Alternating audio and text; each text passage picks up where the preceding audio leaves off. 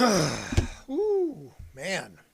I forgot how depressing Elliott Smith can be. I mean, great singer, songwriter, artist, but he's definitely got the angst going on. Some sad, sad songs there. He's on our People to Remember Today list as Elliott Smith passed away today. Yeah, woo, man, I ain't done. Think about it. Happy sunshine and rainbows and unicorns and other happy things after listening to that. Jeez. Smith actually was stabbed, I guess, 2 stab wounds. They don't know if they were self-inflicted or what, but that's how he died. So I was like confused. I'm like, okay. I mean, he was a drug user, drinker, heavy abuser of narcotics and alcohol. So I don't know. I wasn't there, so I can't tell you. But just sad, sad, sad, sad. Elliott Smith. Anyway, how's everyone doing tonight? It's Tuesday.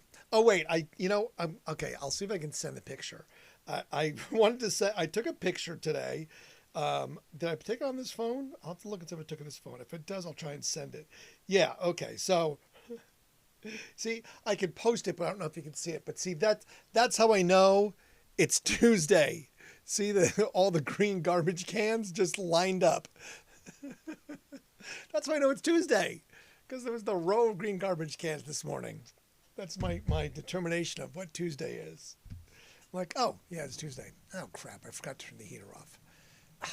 Because it wasn't running. Now it just went on. So it means it's going to be noisy at some point. Sorry. I remembered yesterday.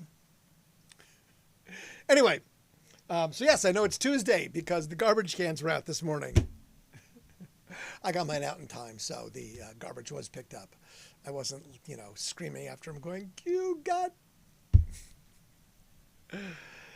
Welcome to Randsanity, episode 143 on the 21st of October.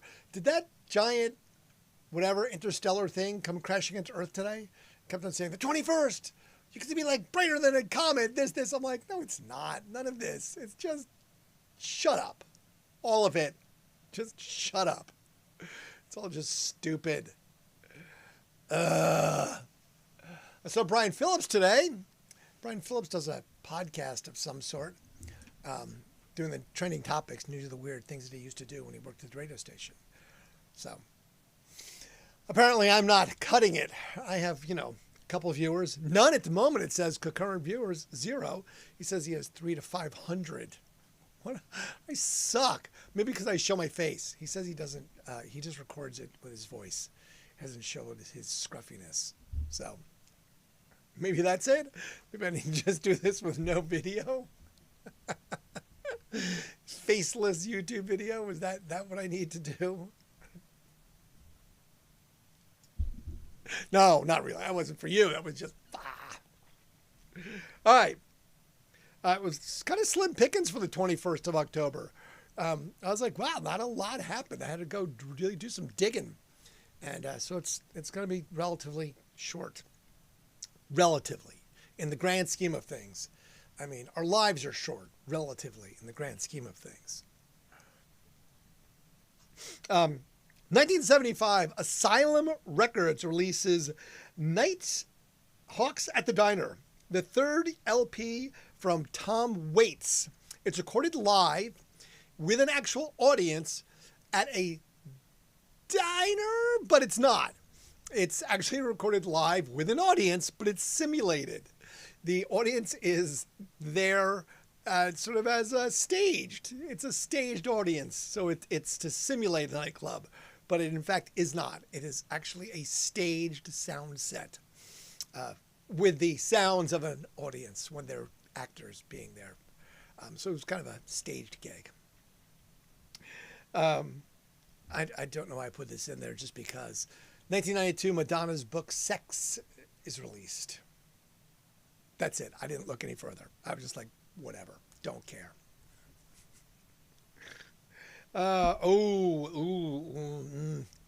Bad memory today.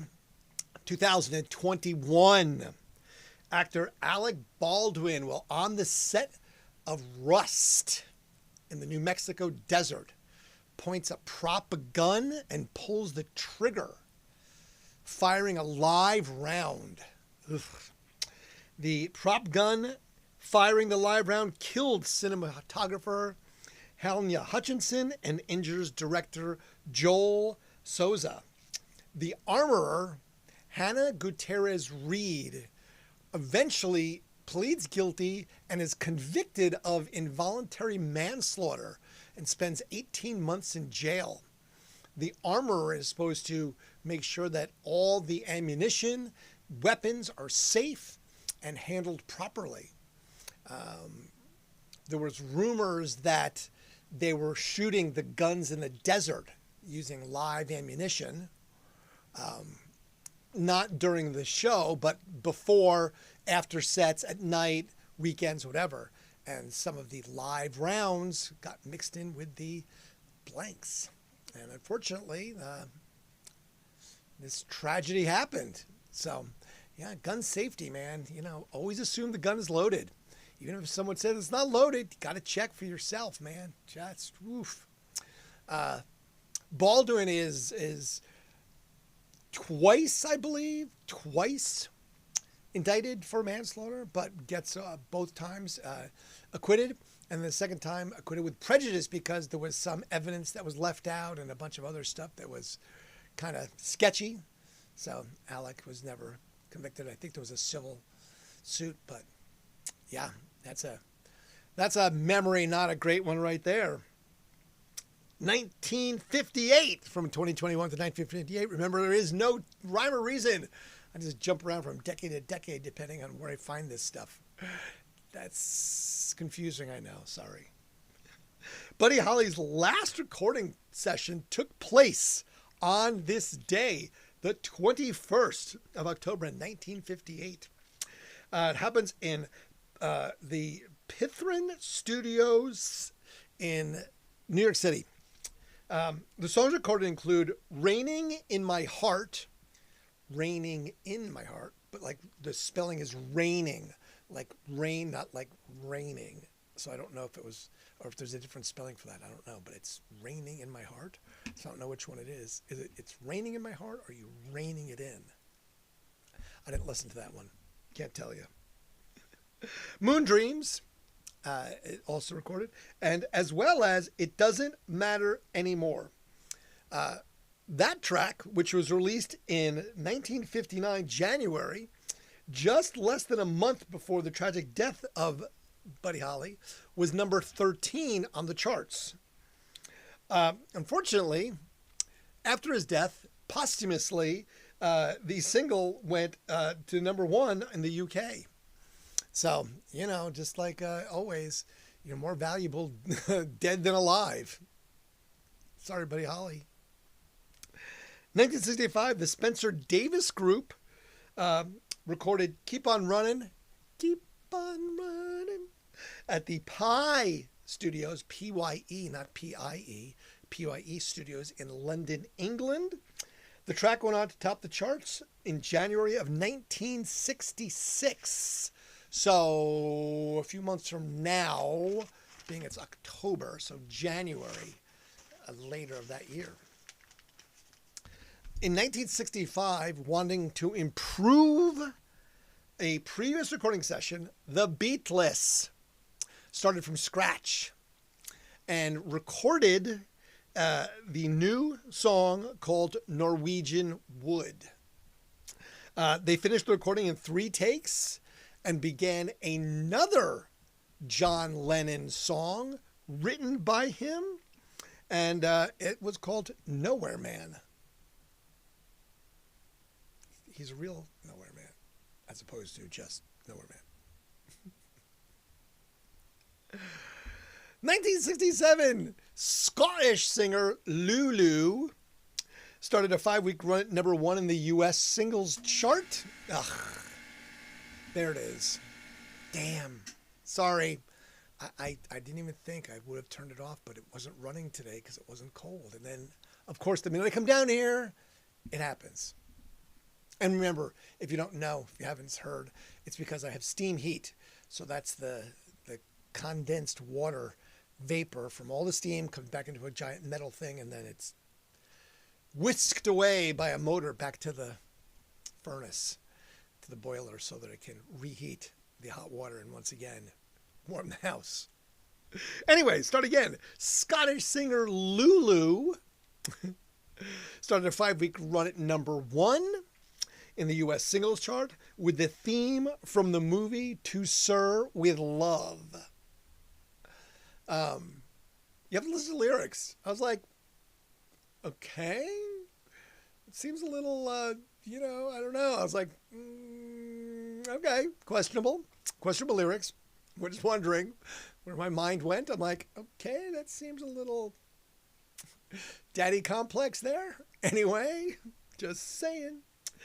1972, Chuck Berry started a 2-week run at *1 in the U.S. singles chart with My Ding-a-Ling. I don't make this shit up. I'm just reporting it, okay? Don't make this up. I'm just telling you how it is. It was his only U.S. and U.K. *1 since he started on the chart 17 years earlier.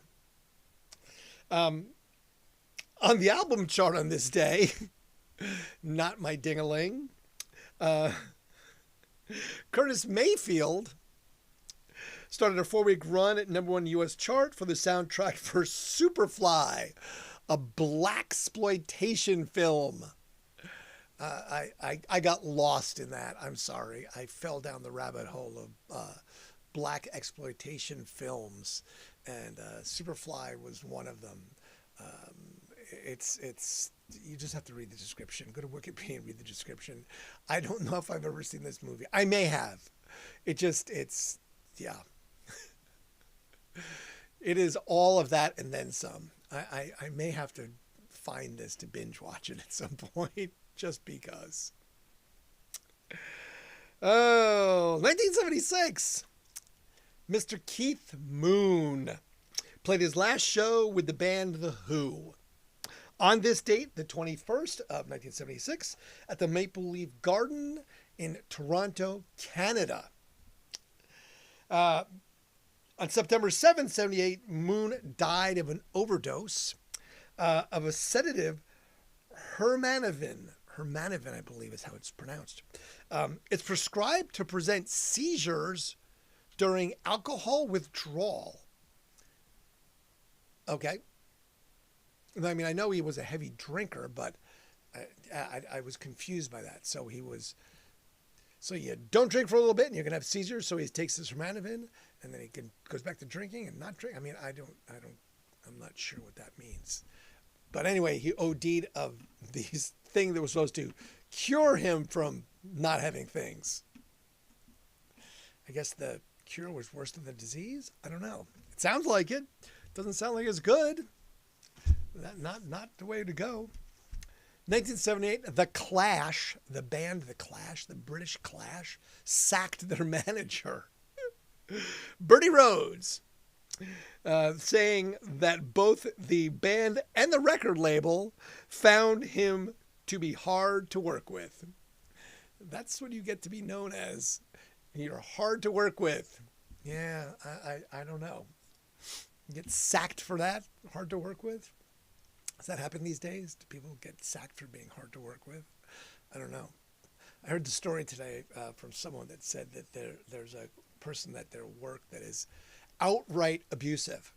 And I'm like, no, he still works there? I'm like, God, what is this? And apparently it's a state job. I was like, really? Yes, just like people put up Christmas decorations, he tears them down. Like, birthday cakes, and he throws them away. I'm like, seriously? And still employed. Yep. No one knows what he does there. He's just sort of there. No one knows what he does. And he still works there. He's not been fired. I'm like, wow. All right. I was like, that's ridiculous. But sure. I mean, it must be nice to be working for the state. Jesus. Okay. This one, you have to go listen to it, okay? Because I was like, what? How is this even a thing? I don't get it.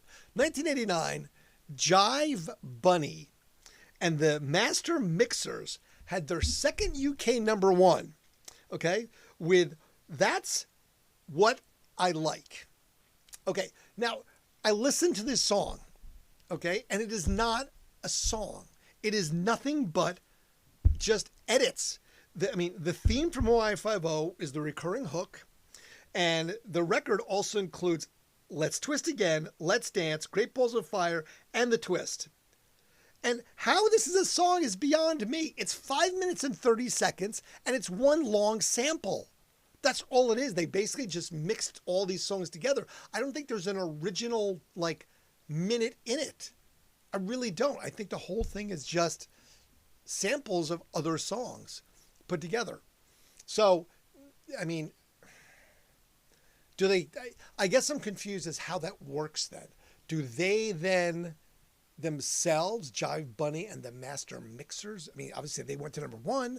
So do they get money for that? Have to pay the royalties to these other bands? Or how does this work? Obviously they gave them credit. You can't not hear the band songs, You can't hear Chubby Checker sitting there going, do the twist, twist, twist. I'm like, what the? Anyway, yeah, you listen and you tell me. I'm going to have to figure out exactly how that works. Because, if you can just mix all songs together and make a number one hit, sure, I'll get a gold record. I'll just mix a bunch of crap together. It just seems shitty. Just saying. 1992, George Michael took Sony Records to court. Basically over a contract dispute. Michaels was not happy with some of the things in the contract that he signed. And Sony basically said, screw you. We're happy with the things that you signed. 1994, it was all over. George Michael lost, and Sony Music won. And that was the end of George Michael and Sony Music. But being that it is the rock and roll industry, George Michael was working with Sony Music less than 10 years later. Right back in bed, signed another contract. I guess that's that works, right? Only game in town. You're the big dogs, and you wanna play. Gotta come back. Good Lord. 1995, Billy Joe Armstrong of the band Green Day was arrested in Milwaukee, Wisconsin, and fined $141. This offense, he mooned the audience while on stage at the gig. I'm just gonna let it go. Just let it go. Keep your pants on, Billy Joe. No one wants to see your ass. You're too old for that. 1997, Elton John, Candle in the Wind 97. Now, I had to look that up. I'm like, what? Oh, right. That was the whole Princess Di Candle in the Wind thing. Right. Well, anyway, the Guinness Book of World Records has certified that as what was the exact words? It is the biggest selling record in history. In history of all time. That was in 1997. I don't think anyone's beat it, so it's probably still there. Anyway, it's a single, and he sold 31.8 million copies in less than 40 days. Whoops. Oh, crap. Hold on. What did I do here? I didn't mean to do that. Sorry. I'm just over here smacking buttons, and I hit fade to black. See, not even the camera did it this time. I did it with my hand over here. Man, I gotta keep my hands to my side and not gesticulate so much. 31.8 million copies sold in less than 40 days. I guess that is pretty substantial. It's almost 1 million copies a day that were sold of the single. They also raised, ready for this one, over $33 million for charity. That's pretty good. Gotta go for that. That's $33 million for that charity. So yeah, not bad. Good old Elton John. Bravo, Elton John. And see, this is where I got my sadness from tonight. 2003, Elliott Smith, the moody songster, died on this day at 34. I'm like, wait, what am I going to say? Oh, yeah, 34. He was a one-time member of Heat Miser. He was nominated for a 1998 Academy Award for his song Miss Misery. Academy Award. Like I said, he was found stabbed twice in the chest. They don't know if it was self-inflicted, but it didn't seem like it was a murder mystery. So I'm thinking, yes, it was. But yes, Elliott Smith's great. But man, oh, sad. He definitely was a troubled soul, Mr. Elliott Smith. 2006, Effervescence. I was like, what? I did not listen to the song. I just couldn't. I was like, no, I'm not going to do it. I don't want to. They were number one on the Billboard US album chart. It was the second LP, Open Door, that won that. The reason I brought it up more so is that Billboard, since 1956, has been putting out a weekly album chart. 1956. And that album by Effervescence was the 700th number one album. So that was in 2006. So I don't know where they are now, but 12 times 10 is another 120. So they're like 820 something now? Okay. So I wonder who's going to be 820. So let's say 1,000 would be. Yeah, I don't think I'll see 1,000. That's going to be a long time. More years than I think I got left. Sandy West of the band The Runaways and founding member along with Joan Jett. She met Jett when she was like 14 years old and started the band The Runaways, an all-female band out in California. She was hailed as one of the most groundbreaking drummers of the times. She got a drum kit when she was like 9 and had a natural talent for it. I remember The Runaways. There was a movie they were in, and I can't remember the name of the movie that they were in. Now it eludes me, but I can see part of the movie in my mind's eye. But anyway, she died on this day in 2006 at 47 of small cell lung cancer. Oh, this one's perfect. In 2007, Kid Rock and 5 members of his entourage were arrested. Apparently, they got into a verbal argument at a restaurant in Atlanta, Georgia. The verbal argument escalated into a physical altercation and then an all-out brawl. Good job, Kid Rock. Good job. They fled the scene, and their tour bus was then pulled over by the police. Kid Rock was arrested and had to post a $1,000 bond to get out of jail. They also had the number one album for Rock and Roll Jesus, the 11 LP, and the first time top of the charts. That was less important, I think, than, of course, Kid Rock got into a fucking brawl in a restaurant with a entourage in Atlanta, Georgia. I mean, get arrested like most rock stars do for pot or something. I mean, really? You had to get into a fight? What, someone told you they didn't like you wearing their flag or something? Come on, man. Kid Rock. 2016, Leonard Cohen released his last album. You Want It Darker? It was released, and unfortunately he died 17 days later. Cohen was in poor health at the time of the recordings, and he actually never even went into the studio.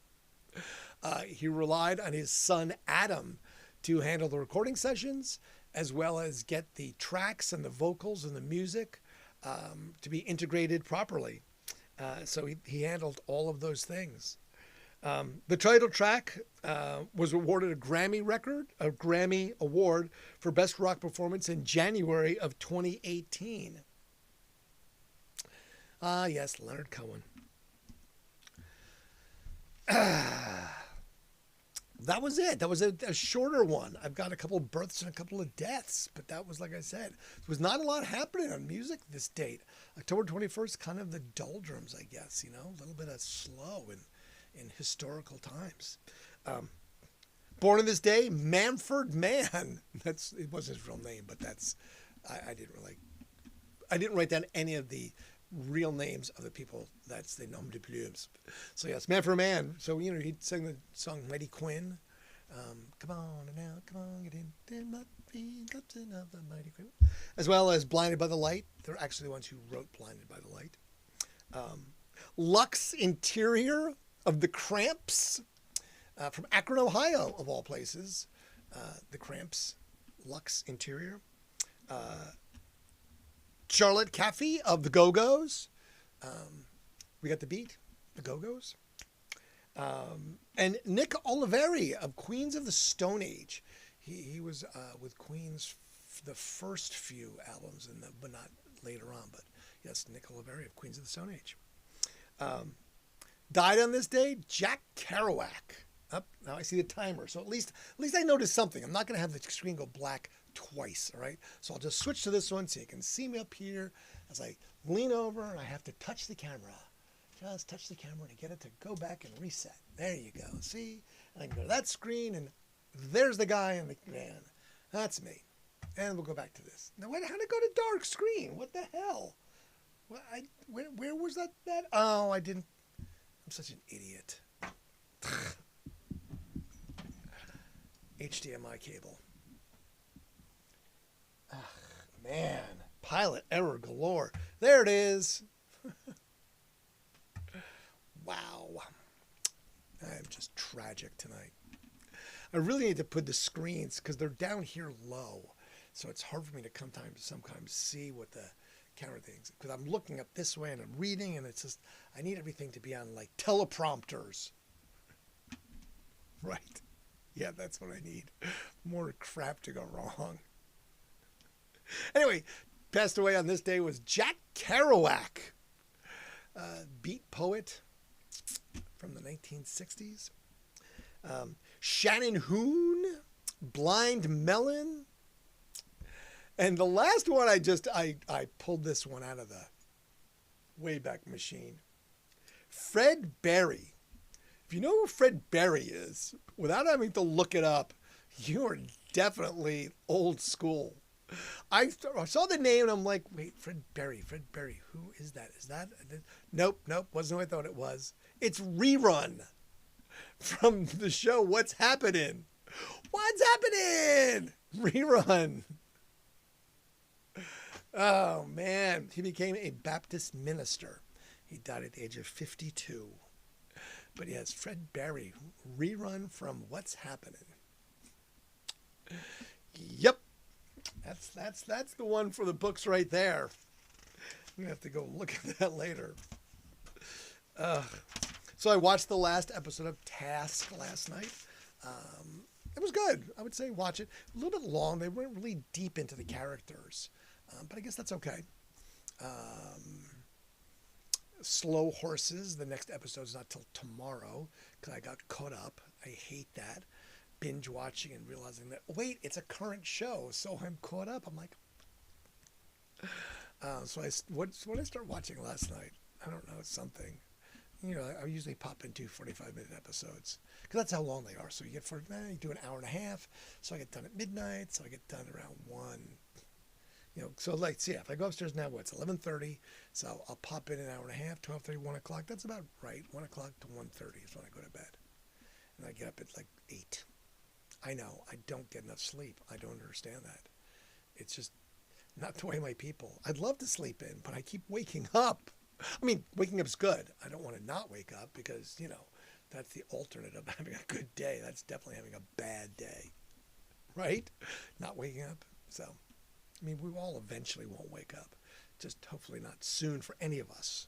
That's all. On that happy note, I think I've been listening to too much Elliott Smith. Too much depressing crap. Jesus. All right. I'm just gonna fade to black and just go back upstairs. Get out of this depressing zone and stop listening to Elliott Smith. Don't listen to Elliott Smith. Just telling you, don't do it. Definitely not a positive reinforcement for you. Oh, appreciate you being here. Thank you so much. Have a great, great Wednesday. Tomorrow's Wednesday because the green garbage cans are out. So have a great Wednesday, and I'll look forward to seeing you again tomorrow night. Till then, peace. Fade to black. Oh, Elliott Smith, what are you doing to me, man? You're making me crazy.